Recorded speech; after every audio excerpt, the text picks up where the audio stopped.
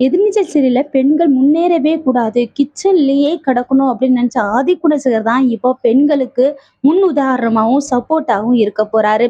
அது மட்டும் இல்லாம பெண்கள் தொழில் ஆரம்பிக்கணும், வீட்ட விட்டு போகலனாலும் வீட்ல இருந்து ஏதாவது ஒரு பிசினஸ் செய்யணும் அப்படின்னு நினைச்சதுனால, இப்போ ஆதிக்குணசேகரே சப்போர்ட்டா இருந்து நீங்க இந்த மாரி வீட்ல இருந்து சமையல் பண்ணி அனுப்புங்க. ஹோட்டலுக்கு அப்படிங்கிற மாரி சொல்லிட்டாங்க. இத தானே செய்றாங்க செய்யட்டும். ஹோட்டலுக்கு சமையல் வேலை தானே அப்படிங்கிற மாதிரி அந்த அந்த வேலைய இழிவா நினைச்சு தான் ஆதிகுலசேகர் செய்யவே விடுறாங்க. அது மட்டும் இல்லாம இந்த வளர்ச்சியா நீங்க இருக்கணும். அது மட்டும் இல்லாம ஆலமரம் மாதிரி நீங்க வேர் விட்டு நல்லா முன்னேறி வரணும் அப்படிங்கிற மாதிரிலாம் நம்ம ஆதிகுலசேகர் வாழ்த்துறாரு. ஆனா வாழ்த்து முச்சா வன்மத்தோட மனசுக்குள்ள ஒண்ணும், வாயில ஒண்ணும் நம்ம ஆதிகுலசேகரனுக்கு வந்துட்டு இருக்கு. அது மட்டும் இல்லாம சமையல் வேலைய தானே செய்றாளுங்க அப்படின்னு நினைச்சிட்டு இருந்தவங்களுக்கு ஒரு இடியோ விழுந்துட்டு கூட சொல்லலாம் நம்ம ஆதிகுலசேகர் தலையிலேயே. பெண்களுக்கு இப்போ அவரோட ஹோட்டல்ல சமைச்சு கொடுத்துட்டாங்க. இப்ப அவரே என்ன சொல்றாங்கன்னா, ஹோட்டல நீங்களே வச்சுக்கங்க.